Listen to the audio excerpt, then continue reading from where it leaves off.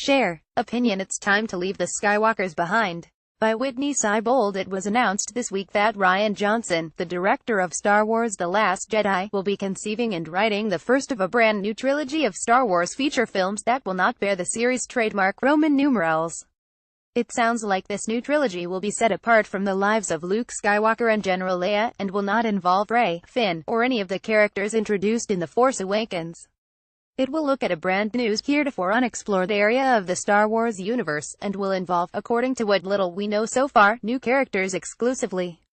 It's about time. We all must begrudgingly admit that Star Wars, for however popular and acclaimed the films may be, has long ago reached a point of story stagnation.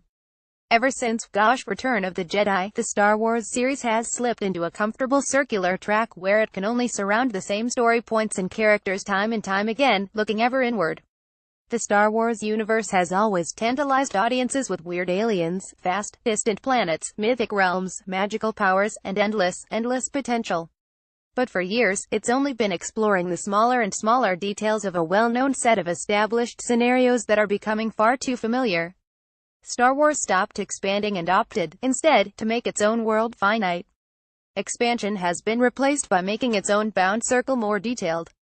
Return of the Jedi, coming off the dark and daring promise of the previous film's ambiguous cliffhanger ending, turned this series into something all too familiar. Don't get me wrong, there are many thrilling sequences in Jedi. The entire opening inside Jabba the Hutt's palace is pretty wonderful in and of itself, and the entire film features awesome creature design and first-rate special effects, but it's also bloated 136 minutes and so frustratingly reuses the finale of the first film that it may be considered an outright ripoff. Return of the Jedi was less a grand conclusion to a larger saga than it was a celebration of how popular Star Wars had become. The roles of certain characters had been inflated in importance because they were important to us, the audience, and not because they were logically needed in the Rebels' war effort. Why did they rescue Han Solo? Was he that important to the rebellion? I would say not. He was rescued because audiences like him, and the characters are all friends now. The 4 prequel movies, we mustn't forget the animated film, may, at first glance, look like something fresh and original, but overall, they merely told the story of Darth Vader. Why tell that story because we like Darth Vader? Like Han Solo, he's important to us. In the years from the Jedi sequels, don't forget the Ewok movies up until The Phantom Menace, the legend of Darth Vader grew in the estimation of fans, and many concluded that he had to be more important than a villain in a space opera. He had to be more deeply explored, and his significance within Star Wars had to be inflated, some would say artificially. The entire function of the prequel films is essentially fan service, something to fill in that epic myth that fans had constructed for the character over the course of decades and hundreds of rewatchings. I don't buy for a second that George Lucas had, as some have claimed, an entire 6-episode epic in his mind at the inception of Star Wars. Every progressive chapter was made as a reaction to, and not a natural following of, the one that preceded it. The Force Awakens, for however much we may love it, is most certainly fan service. While it did indeed deal with new characters in the lead roles, many immediately noticed that the story was a rehash of the 1977 original, and that most of the new characters were more or less the younger reboots of established characters. It's like Tiny Toon Adventures as Bugs Bunny is to Babs and Buster Bunny, so Luke Skywalker is to Finn and Rey. As the Roadrunner is to Little Beeper, so R2-D2 is to BB-8. The analogy is sound. Meanwhile, Rogue One was a veritable orgy of fan service. Its only redeeming feature was that it fleshed out something we already knew about Star Wars. It almost defiantly didn't expand the universe in any significant way. It only colored in some spots that were blank and, some have argued, didn't need to be filled in, allowing the filmmakers to cynically hand over a fan package of nothing but nostalgia imagery.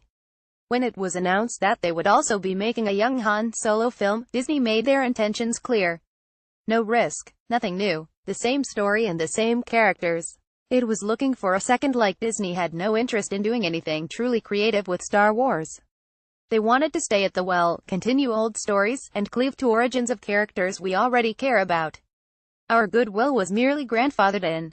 It's telling that the most striking and daring films in the Star Wars series following Return of the Jedi were the televised Ewok films. At least those had wizards and dragons and other weird, psychedelic stuff that was unique to Star Wars. So news of a new trilogy of films that will abandon the Skywalkers, leave Darth Vader behind, and cut the umbilical from the Millennium Falcon is incredibly exciting. Finally, after many years, we will be turning towards something new. Perhaps there was a different front during the rebellion. Perhaps there is a corner of the galaxy where the Empire didn't reach, and other, more malevolent forces are at work. Perhaps there are people who use the Force in entirely new ways, and call it by a different name. Perhaps we will fast forward 10,000 years and see the distant results of the events of the first films in Notion attempted in the Dune series. The point being, there is so much in Star Wars that can be explored, so many creative stories that can be told, so many weird critters to live with. We've been too focused on a small series of events to look outward at how big that universe truly might be. Rian Johnson's new series of films, should they live up to their promise, could finally give motion and electricity to a universe that's lived too long in one spot. It may be a comforting spot, and it may be pleasant to live there, but you gotta leave the yard sometime.